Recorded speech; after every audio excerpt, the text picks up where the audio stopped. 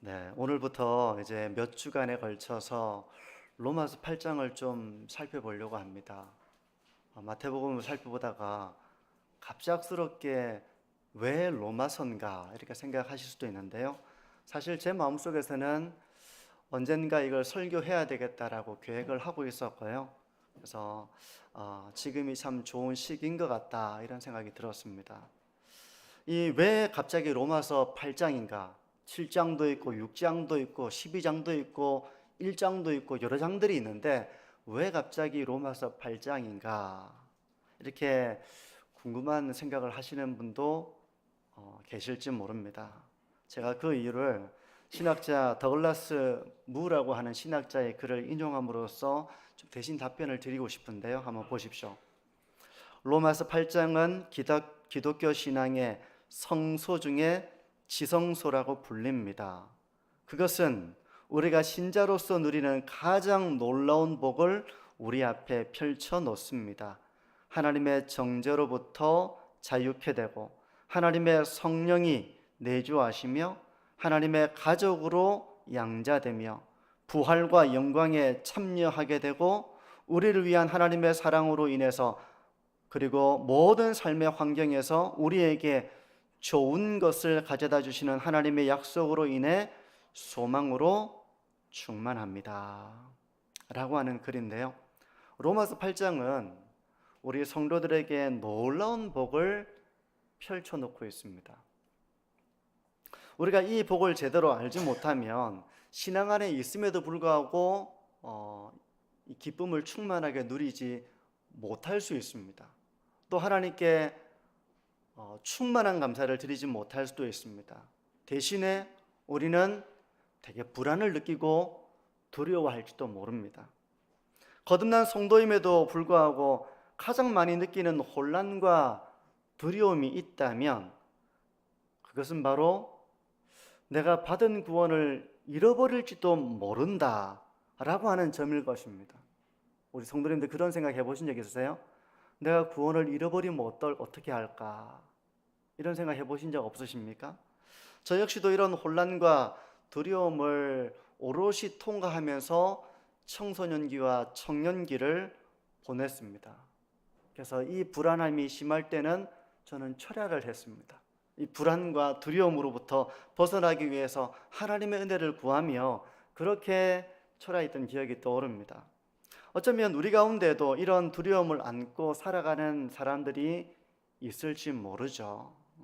그래서 하나님의 선물로 주신 이 구원의 은혜를 우리가 로마서 8장을 통해서 묵상해 보는 것입니다. 그러면서 우리의 신앙이 요동치 않고 도리어 견고해지고 하나님의 은혜와 사랑이 이렇게 큰 것이구나, 복음의 능력이 이렇게까지 놀라운 것이구나, 우리가 그 진리를 깨닫게 되어서 진리 안에 견고하고 진리 안에 기뻐하고 감사하는 그런 이번 몇 주간이 되기를 바랍니다. 깊이 이 로마서의 말씀을 우리가 연구하고 묵상하는 가운데에서 성령께서 이 진리를 굳게 붙들게 해주시기를 기도합니다. 오늘 너무 이렇게 나눌 게 많아서 제가 조금 이렇게 사실은 오늘 설교가 한 1시간 반 정도였으면 좋겠다 그런 생각이 좀 했었습니다. 1시간 반으로도 부족할 것 같아요. 근데 제가 오늘 한 35분, 40분 정도 제가 빨리 해서 이렇게 계획을 하고 있는데요. 하지만 좀 성도님들이 좀 잘 단단하다고 생각할 수 있지만 한번 주의를 집중해서 들어보시면 이 단단함 속에서 이 깊은 맛을 느낄 수 있을 거라고 생각합니다. 오늘 1절을 한번 보십시오. 같이 한번 읽어볼까요? 그러므로 이제 그리스도 예수 안에 있는 자에게는 결코 정죄함이 없나니. 이 한 구절은 너무 유명합니다. 너무 유명하고 우리가 암송도 하고 많이 들어온 구절이기도 한데요. 사실 이런 구절 한 구절을 이해하는 것도 그렇게 수월하지는 않습니다. 알 것 같으면서도 이게 이렇게 내가 이해해도 되는가? 라고 참 생각될 정도로 그렇게 수월하지가 않아요. 그래서 이 구절은 두 가지로 좀 나누어서 생각을 해볼 수 있는데요. 첫 번째는 그리스도 예수 안에 있는 자, 그리스도 예수 안에 있다는 의미가 무엇이냐 하는 것을 우리가 이제 숙고해 봐야 됩니다. 그리스도 예수 안에 있다는 것이 도대체 무슨 의미냐? 이게 첫 번째 오늘 우리가 좀 생각해 봐야 되고, 이 구절에서 두 번째로 생각해야 될 것은 이제 그리스도 예수 안에 있는 자에게는 결단코 정죄함이 없다고 하는데 도대체 이게 무슨 의미인가 하는 것입니다. 먼저 그리스도 예수 안에 있다는 의미를 한번 생각해 볼까요? 우리 모두가 주님을 믿을 때 그리스도 예수 안에 있다는 것입니다. 우리 성도님들은 이 말씀을 어떻게 이해하고 계십니까? 그리스도 예수 안에 있다. 이건 단지 예수님을 믿는다는 것을 또 다르게 표현한 그런 정도라고 생각을 하고 계십니까? 우리가 성경을 읽어보면 꽤 많은 구절에서 성도가 그리스도 예수 안에 있다는 사실을 반복적으로 그리고 강조하고 있습니다. 많은 구절에서 그리스도 예수 안에 있는 성도의 현실에 대해서 말씀을 하고 있는 거예요. 모든 것을 다 찾아보기는 어렵고 대표적인 한 구절을 딱 생각해 본다면 고린도후서 5장 17절인데요. 한번 보십시오. 그런즉 누구든지 그리스도 안에 있으면 새로운 피조물이라. 이전 것은 지나갔으니 보라 새 것이 되었도다. 그리스도 안에 있는 사람은 새로운 피조물이라는 것입니다. 그리스도 안에 있지 못한 사람과 그리스도 안에 있는 사람을 우리가 이제 좀 그 차이를 생각해 볼 수 있겠죠. 그리스도 안에 있는 사람과 그리스도 밖에 있는 사람이 있습니다. 사람을 두 종류로 이렇게 생각해 본다면 그렇게 나눠 볼 수 있어요. 예수 그리스도를 믿기 전에 그 사람은 그리스도 밖에 있었습니다. 그리스도 밖에 있었습니다. 그리스도 밖에 있는 사람은 어떤 사람인가? 그리스도의 생명이 없는 자입니다. 영적으로 그래서 죽어 있는 사람이에요. 몸은 살아 있습니다. 근데 영적으로 죽어 있다는 겁니다. 그리스도 밖에 있기 때문에 그리스도의 생명이 없고 영적으로 죽어 있다는 것입니다. 에베소서 2장 1절과 4, 5절을 한번 읽어드리겠습니다. 한번 들어보십시오. 그는 허물과 죄로 죽었던 너희를 살리셨도다. 긍휼이 풍성하신 하나님이 우리를 사랑하신 그 큰 사랑을 인하여 허물로 죽은 우리를 그리스도와 함께 살리셨고 너희는 은혜로 구원을 받은 것이라. 이렇게 말씀을 하고 있습니다. 그리스도 밖에 있는 사람은 그리스도와 무관한 사람입니다. 허물과 죄로 죽어 있는 사람이고 영적으로 죽어 있는 사람이에요. 하지만 그리스도 안에 있는 사람은 그리스도의 생명을 받은 자가 되었습니다. 성경은 이제 그리스도 안에 있는 자에 대한 비유를 여러 가지로 하고 있는데 대표적인 비유가 몸의 비유와 포도나무 비유입니다. 몸의 비유와 포도나무 비유. 우리가 그리스도의 몸이 되었다는 것입니다. 그리스도의 몸의 일부가 되었다는 거예요. 그리스도께서는 머리가 되시고 신자들은 그분의 몸이 되었다는 겁니다. 이게 바로 그리스도 안에 있는 자의 영적인 현실이에요. 그분의 몸의 일부가 되었다는 겁니다. 우리가 그리스도의 몸이 되었다는 거예요. 한 몸이 되었다는 겁니다. 한 몸이 된 거예요. 때문에 몸의 지체는 살아 움직이게 됩니다. 몸에 붙어 있을 때, 생명을 받을 때 손가락을 움직이게 되고 하는 것이 바로 그 생명을 이어받고 있기 때문에 그런 것입니다. 그리스도 안에 있다는 것은 바로 그리스도의 생명을 이어받고 있는 것이며 그리하여 그리스도와 함께 하나가 된 것을 말하는 거예요. 영적으로 그렇다는 것입니다. 육체적으로 보이는 것은 아닙니다. 영적으로 그렇다는 거예요. 또 하나의 비유가 바로 포도나무 비유입니다. 포도나무에서 가지가 만약에 떨어져 나가면 어떻게 됩니까? 그 가지는 생명을 유지할 수 없습니다. 그런데 그 떨어져 나간 가지라 하더라도 포도나무에 접붙여지면 그 가지는 살아납니다. 잎이 나고요, 열매가 나고요, 그 나무로부터 오는 모든 진액을 공급받아서 생명력을 유지하게 되는 것입니다. 이것이 바로 그리스도 안에 있는 성도의 영적인 현실이라는 것입니다. 지금 이 포도나무 비유는 요한복음 15장에서 말씀을 하고 있는데, 이것도 제가 좀 더 설명을 더 깊이 하면 좋겠지만 또 기회가 있을 거라고 생각이 듭니다. 그런데 어떻게 이런 생명을 누리게 되는 것입니까?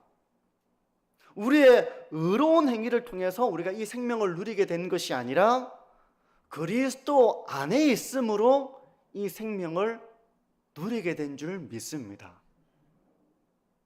우리의 어떤 의로운 행위로 이 생명을 이어받은 것이 아니라 우리가 그리스도를 믿음으로, 그리스도 안에 있음으로 이 생명을 우리가 받게 된 것이고 누리게 된 거예요.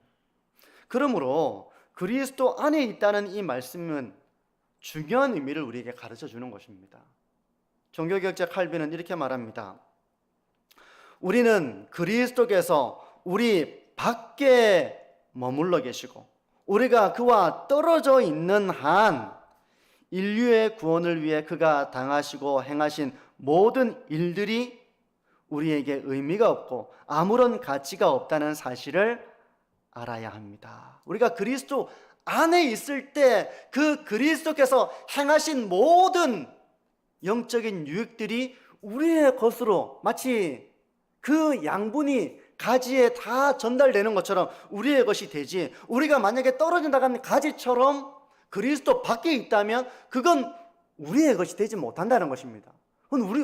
그리스도께서 행하신 모든 일들은 우리가 그리스도 밖에 있다면 아무런 유익이 되지 못한다는 거예요. 이것은 그리스도를 믿는 자들이 이제 그리스도 안에 거하게 되었다는 중요한 사실을 우리에게 가르쳐 줍니다. 그러므로 그리스도를 믿는 자가 구원을 받는 이유는 단순히 어떤 지식을 받아들임으로써 라기보다는 이 의미를 좀 유심히 들어주십시오. 더 실제적으로 예수님을 믿음으로 말미암아 우리가 그리스도 안에 거함으로 그리스도의 생명이 우리에게 주어지기에 우리가 그 생명을 누리게 된다는 것입니다. 미국의 칼빈 신학교, 조직 신학교 교수였던 안토니 후크만은 이렇게 말합니다. 한번 들어보십시오.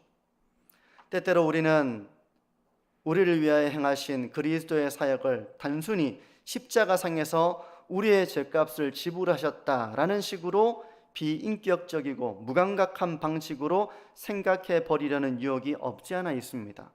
그렇게 되면 우리의 죄값이 지불된 것이 그리스도와의 연합을 생각지 않은 채 비인격적이고 무감각한 방식으로 처리된 것처럼 생각될 위험이 있습니다. 좀 어렵죠, 말이. 좀 어렵지만 요지는 그것입니다. 우리가 죄 사함을 받고 우리가 의롭다함을 받은 모든 것이 우리가 그리스도 안에 있음으로 인한 결과라는 것을 강조하는 것입니다. 성경은 그리스도와 연합을 강조하고 있거든요. 우리가 의롭다함을 받는 것은 그리스도의 연합을 통해서 우리가 그 생명을 이어받아서 우리가 의롭다함을 받는 것입니다. 이제 이 내용을 좀 더 제가 강화시켜 나가겠습니다. 우리는 예수님을 믿는 것과 그분과 믿는 것을 그분과 연합하는 것으로 우리가 이해해야 됩니다. 제가 대학 다닐 때 한 동생이 이제 방학 때 마트에서 일을 했는데요. 생닭을 정리해주는 그런 일을 했습니다. 마트 이제 코너 보면 생닭을 한 마리 주세요 그러면 득득 잘라가지고 이렇게 담아서 주시잖아요. 근데 생닭을 칼로 내리시다가 자기 손가락을 내리신 겁니다. 엄지손가락이 떨어져 나간 거예요. 처음에는 아픈 줄을 몰랐다며 너무 당황스러워가지고 사람들 앞에 있는데 툭 내리셨는데 자기 손가락을 같이 내리신 거예요. 재빠르게 손가락을 찾아서 병원으로 가서 이제 붙였다고 합니다. 조금 끔찍한 이야기지만 제가 이 말씀을 드리는 것은 그리스도 안에 거한다는 것, 그리스도와 연합한다는 것의 의미를 설명하자면 이렇게 우리가 말할 수 있다는 거예요. 그 잘린 엄지손가락은 생명을 공급받지 못하기 때문에 더 이상 움직이지 못합니다. 그대로 두면 이제 썩는 것이죠. 근데 병원에 가서 다시 붙임으로 생명이 있는 손가락, 움직일 수 있는 손가락, 이런 손가락이 되는 것처럼 우리의 구원은 바로 그리스도 예수 안에 있으므로 그리스도와 연합한 결과라는 것입니다. 나중에 이 그리스도 연합에 대한 설교를 제가 좀 더 할 수 있는 기회가 있을 거라고 생각을 하는데요. 물론 이것은 우리의 눈으로 확인할 수 있는 사실은 아니에요. 하지만 영적으로 우리가 그리스도 예수 안에 있다는 것입니다. 예수님을 믿을 때 우리는 그리스도 안에 있다는 거예요. 예수 그리스도 안에 있는 사람은 이제 그분의 말씀을 듣습니다. 신기하죠? 그분의 말씀을 들어요. 머리 대신 주님의 명령을 따라서 살아갑니다. 원리적으로 그렇습니다. 원리적으로 그래요. 물론 실제적으로는 우리가 항상 주님의 말씀을 잘 듣는 건 아닐 것입니다. 원리적으로 이제 자녀가 되었고 원리적으로 우리는 주님의 말씀을 따라 살아가지만 실제적으로는 우리는 여전히 고집을 가지고 있고 완악하고 자기의 소견을 따를 수도 있습니다. 하지만 정말 거듭나고 그리스도 안에 있고 그리스도와 연합된 성도는 그런 삶을 지속하는 것이 아니라 결국은 회개하고 순종의 길을 걸어간다는 것입니다. 왜냐하면 그리스도의 말씀을 듣기 때문에 그런 거예요. 내 양은 내 음성을 듣는다는 주님의 말씀처럼 그리스도 안에 있는 자는 이제 주님의 말씀을 듣는 자로서의 삶을 산다는 것입니다. 왜냐하면 그에게 그리스도의 생명이 있기 때문에 그래요. 오늘 이 설교가 우리 성도님들이 다 깨달아지지 않는다 할지라도 걱정하실 필요는 없습니다. 로마서 8장을 통해서 계속 반복이 될 것입니다.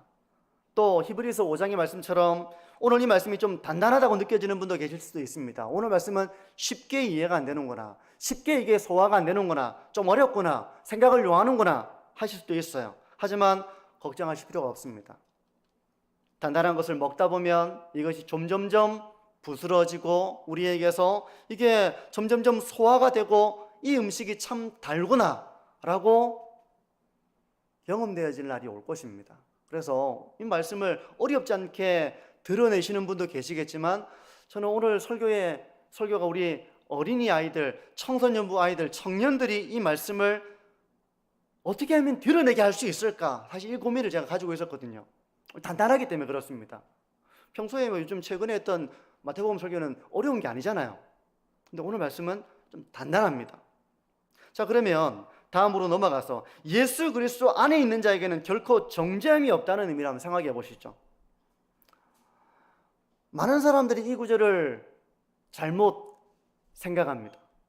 로이드 존스 목사님은 이렇게 말하는데 한번 들어보십시오. 이 말은 완전하고 절대적이며 완벽합니다. 이제는 그리스도인에게 정죄가 없습니다. 결코 없습니다. 그리스도인은 이제 정죄를 받지 않는 상태에 있을 뿐 아니라 그는 결코 정죄될 수 없는 사람입니다. 하지만 이것을 잘못 이해하는 사람들이 많습니다. 즉, 다시 죄를 짓게 될 때 또 한 번 정죄 아래로 내려간다는 식이죠. 그런 다음에 그가 회개하고 뉘우치고 자기 죄를 다시 고백하며 용서를 구하게 되면 다시 한번 깨끗하게 되는 것으로 생각하는 것입니다. 그러므로 이런 사람들에게 있어서 그리스도인은 이 상태로 끊임없이 넘나드는 사람입니다. 앞으로 갔다 뒤로 갔다, 정죄함을 받았다 받지 않았다 하는 사람입니다. 이것은 사도 바울에 의하면 절대적으로 그릇된 개념입니다. 이것은 그리스도인의 위치를 완전히 이해하지 못하는 소치입니다. 우리 성도님 중에도 이렇게 생각하시는 분이 계시지 않을까요? 저도 이렇게 생각했기 때문에 그렇습니다. 그래서 저는 제가 구원을 잃어버렸다가 다시 회복했다가 다시 잃어버렸다가 이것 때문에 제가 너무 불안했던 시절, 그래서 철야했던 기억들이 참 많이 있거든요. 성도 여러분, 그리스도 예수 안에 있는 자에게는 결코 정죄함이 없습니다. 한때 그리스도 안에 있다가 죄를 지으면 그리스도 밖으로 쫓겨나가고 또 회개하면 그리스도 안으로 들어왔다가 마치 팔을 뗐다가 붙였다가 하는 것처럼 그렇게 하는 것이 그리스도인의 삶이 아니라는 것입니다.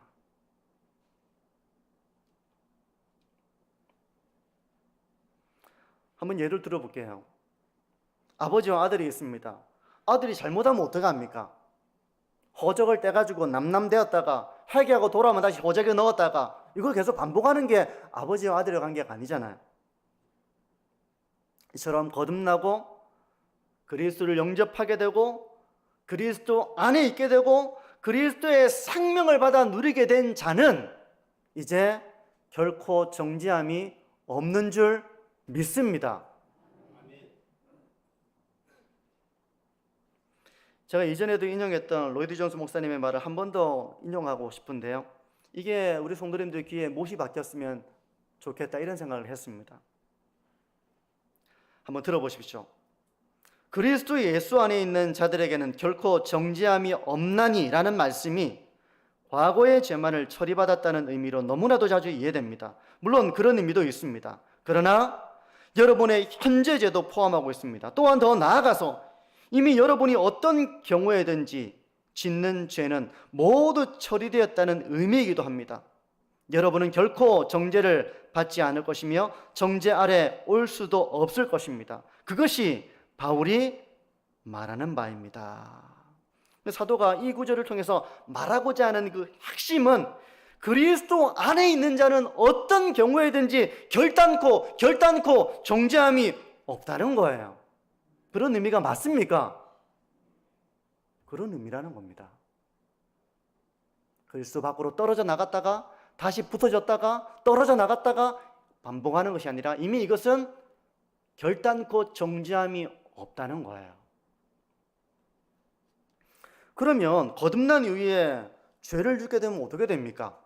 그리스도 안에 있는데도 불구하고 우리가 원리적으로는 그리스도를 따르지만 우리가 성화의 과정을 거치는 동안 늘 순종하는 건 아니잖아요. 우리가 죄를 짓게 되면 어떻게 되는 겁니까? 만약 아버지와 아들과의 관계에서 아들이 아버지에게 죄를 짓는다면 그 관계는 어떻게 됩니까? 아버지와 아들의 관계는 끝이 나고 남남이 되는 겁니까? 제가 로이드 존스 목사님의 한 번 더 이렇게 좀 인용을 하고 싶은데요. 불신자가 죄를 짓는 것과 그리스도인이 된 이후에 죄를 짓는 것을 이렇게 설명합니다. 들어보십시오. 죄를 짓는 불신자와 죄를 짓는 그리스도인 사이의 차이는 영국 법조문 중 하나의 조문을 어기는 사람과 가족들 중 다른 가족들에게 불쾌감을 주는 어떤 일을 한 가족 사이의 차이입니다. 앞의 경우는 하나님의 법을 어긴 경우고 뒤의 경우는 자기 아내의 마음을 상하게 한 것입니다. 그런 차이입니다. 이제는 법적인 문제가 아니라 인격적 관계의 문제요, 사랑의 관계입니다. 그 사람은 여자의 남편이 되는 것에 멈추지 않고 또 그 여인은 남편의 아내가 되는 일을 그만두지 않습니다. 어떤 의미인지 아시겠죠? 그럼 어떻게 그럴 수가 있는가? 우리는 사실 죄를 지으면 떨어져 나간다고 생각하는 게 우리의 논리에는 더 그게 맞을지 몰라요. 우리가 생각하기엔 그게 더 편할지도 모릅니다. 어떤 면에서. 그래서 내가 온전하게 해서 내가 이 구원을 지켜냈다라고 말하는 것이 더 자랑스럽고 너도 똑바로 살아라 라고 말하고 싶고 우리가 그럴 수도 있습니다. 그게 더 편할 수도 있습니다. 근데 이제 이런 근거를 바울은 이어서 계속해서 이제 얘기하는데요. 8장 2절에서 4절은 그 근거를 설명하고 있습니다. 한번 2절을 보십시오. 이는 시작하죠. 같이 한번 읽어볼까요? 이는 그리스도 예수 안에 있는 생명의 성령의 법이 죄와 사망의 법에서 너를 해방하였음이라. 아멘. 이것도 어려워요.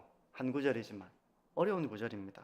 설명해 주지 않고 바로 이것을 쉽다 이렇게 느끼기 좀 어렵습니다. 왜 그리스도 예수 안에 있는 자에게는 결단코 정죄함이 없는가? 그건 바로 그리스도 예수 안에 있는 생명의 성령의 법이 죄와 사망의 법에서 해방하였기 때문에 그렇다고 말씀하고 있습니다. 여기서 죄와 사망의 법은 뭘까요? 죄와 사망의 법은 바로 3절 시작에 나오는 율법입니다. 율법. 왜 이게 율법을 죄와 사망의 법이라고 부르는가? 왜 율법이 죄와 사망의 법인가? 하면 율법이 하는 일이 바로 죄를 드러내는 일이기 때문에 그렇습니다. 그 사람을 정죄합니다. 그리고 정죄하며 그 사람을 사망에 이르게 하기 때문에 율법은 죄와 사망의 법입니다. 그래서 율법을 깨닫지 못할 때는 자기는 떳떳해요. 잘못한 게 없습니다. 그런데 하나님의 말씀을 깨닫게 될 때 어떻게 됩니까? 내가 죄인이라는 것을 알게 되는 것입니다. 로마서 7장 9절을 보십시오. 이렇게 말씀합니다. 전에 율법을 깨닫지 못했을 때에는 내가 살았더니 계명이 이름에 죄는 살아나고 나는 죽었도다. 계명이 이르니까, 율법이 이르니까 죄가 살아난다는 것입니다. 그리고 내가 죽어버렸다는 거예요. 이것이 바로 죄와 사망의 법인 율법입니다. 율법은 우리의 죄를 살아나게 하고 우리를 사망에 이르게 한다는 것입니다. 율법은 좋은 것이지만 우리가 타락하고 죄인이기 때문에 율법은 우리의 죄를 드러내고 만다는 것입니다. 이것이 바로 율법의 기능이에요. 율법은 우리가 율법을 지켜서 구원에 이르도록 주어진 것이 아닙니다. 그렇게 할 수 있는 사람은 있습니까? 율법을 지켜가지고 구원에 이를 수 있는 사람이 있습니까? 율법은 우리가 율법을 지켜서 구원에 이르라고 주어진 것이 아니에요. 로마서 3장 20절과 22절을 보십시오. 한번 앞에 스크린을 보시면요. 그러므로 율법의 행위로 그의 앞에 의롭다 하심을 얻은 육체가 없나니 율법으로는 죄를 깨달음이니라. 이제는 율법 외에 하나님의 한 의가 나타났으니 율법과 선지자들에게 증거를 받은 것이라. 곧 예수 그리스도를 믿음으로 말미암아 모든 믿는 자에게 미치는 하나님의 의니 차별이 없느니라. 율법이 하는 일은 뭡니까? 결국은 죄가 살아나게 하는 것이고, 그래서 죄의 삭신 사망에 이르게 하는 것입니다. 다시 말해서 율법은 의의 삶을 살라고 명령하고 있습니다.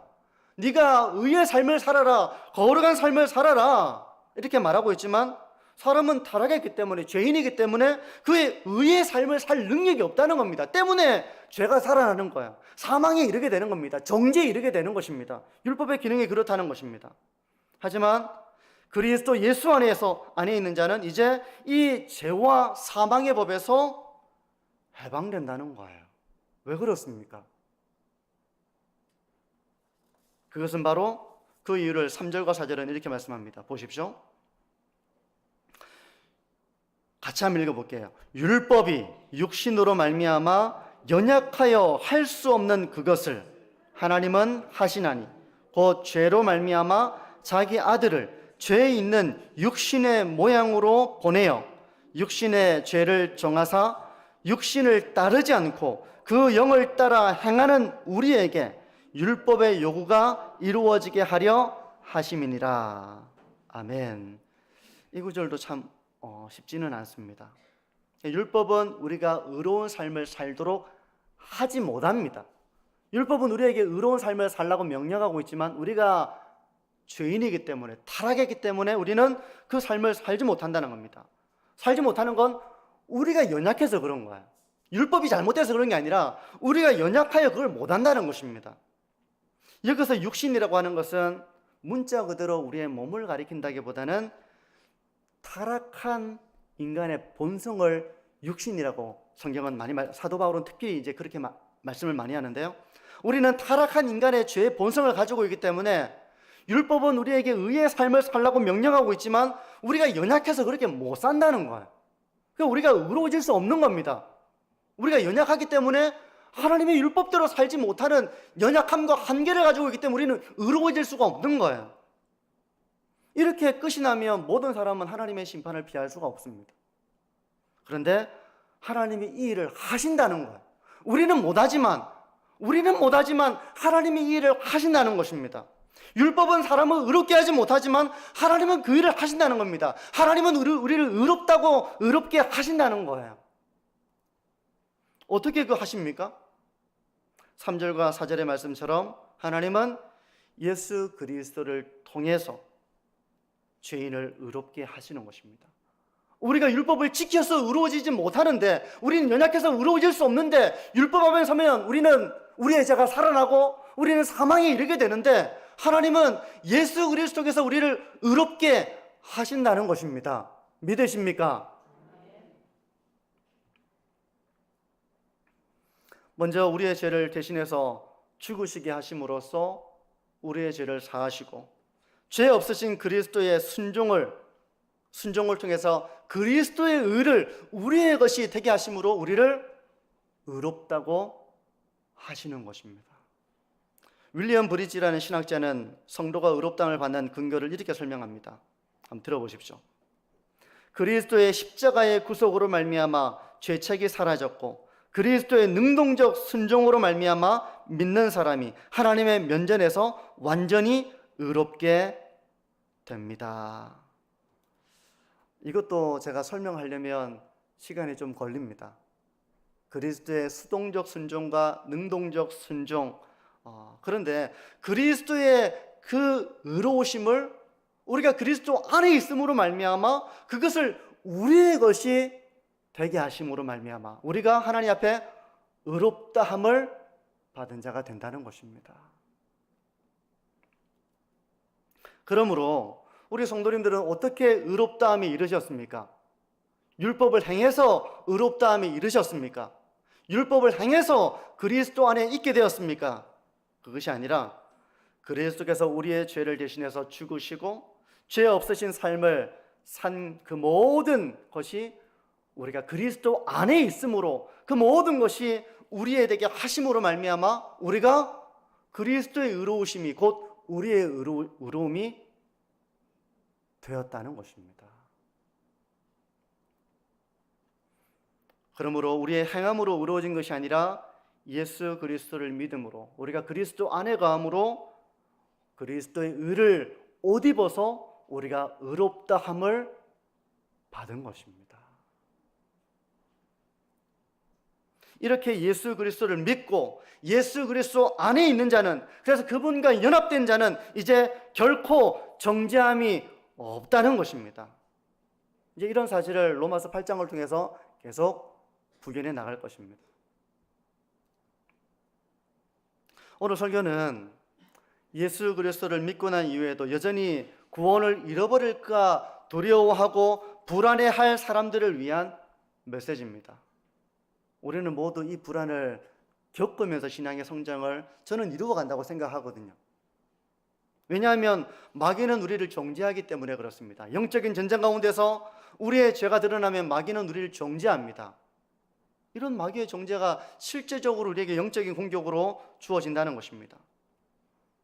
그래서 죄를 지을 때마다 저는 마귀의 정죄를 받았습니다.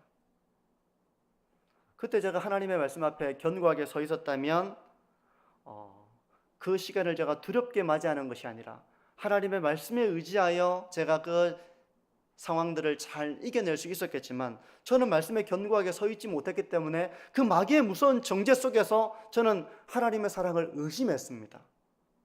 하나님은 날 사랑할 수 없지, 하나님 앞에 갈 면목이 없다, 이런 생각을 제가 가지며 두려워했던 것입니다. 근데 우리가 살아가다 보면 주님이 기뻐하시지 않는 모습이 될 때가 있습니다. 안타깝게도 그럴 때가 있어요. 순종하지 못하는 자신을 보면서, 여전히 자기를 부인하지 않는 그런 고집스러운 나의 모습을 보면서, 여전히 십자가의 길을 원치 않고 편한 길을 가려고 하는 나의 모습을 보면서, 여전히 죄의 유혹에 끌리는 나를 보면서 우리는 생각합니다. 내가 정말 거듭난 하나님의 자녀가 맞는가? 내가 하나님의 자녀라면 왜 순종을 안 하지? 왜 내가 죄의 유혹에 흔들리지? 왜 내가 이렇게 육신을 따라 살려고 하지? 이런 의심을, 이런 혼란을 겪게 되는 것입니다. 그렇게 죄 가운데 있을 때 마귀는 틈을 노리지 않고 우리에게 다가와서 정죄하는 것입니다. 우리의 죄를 들추어냅니다. 그리고 하나님의 사랑을 의심하게 합니다. 구원의 즐거움을 잃어버린 우리에게 다가와서 하나님은 너를 사랑하지 않는다, 하나님께 나아가봤자 하나님은 너를 미워하신다, 이렇게 마귀는 속삭이기 때문에 우리는 구원의 즐거움을 잃어버린 가운데에서 그런 두려움과 불안을 느끼는 것입니다. 그때 어떻게 해야 되겠습니까? 제가 로이드 존스 목사님 이름을 하도 많이 얘기하니까 저희 아이들이 로이드 존스 목사님을 압니다. 참 좋은 일이라고 생각해요. 20세기 최고의 설교자로 이렇게 인정을 받는 마틴 로이드 존스 목사님은 이렇게 하라고 말하는데요. 한번 이 권면을 마음에 잘 새겨두시면 좋을 것 같습니다. 마귀에게 로마서 8장으로 답하십시오. 그에게 여러분이 행한 바를 인정하고 있음을 말하고 주님을 슬프게 하였음을 시인하십시오. 그러나 그리스도 예수 안에 있는 자에게는 결코 정죄함이 없다는 것을 여러분이 알고 있다고 마귀에게 말하십시오. 우리가 진리 가운데 굳건하게 서지 못하면 마귀는 우리를 미혹합니다. 말씀할 게 서 있지 못하는구나. 거짓을 말하고 우리를 미혹하고 우리를 넘어뜨리고 속입니다. 근데 우리가 말씀에 견고하게 서 있으면, 말씀을 가지고 대적하면 마귀는 더 이상 우리를 미혹할 수 없는 거예요. 성도 여러분, 그리스도 예수 안에 있는 자에게는 결코 정죄함이 없는 줄 믿습니다. 우리가 연약할 때 다시 하나님께로 나아가 회개하고 용서의 하나님을 만나고 다시 구원의 즐거움을 회복하는 저와 우리 모든 성도님들의 삶이 되시기를 축복합니다.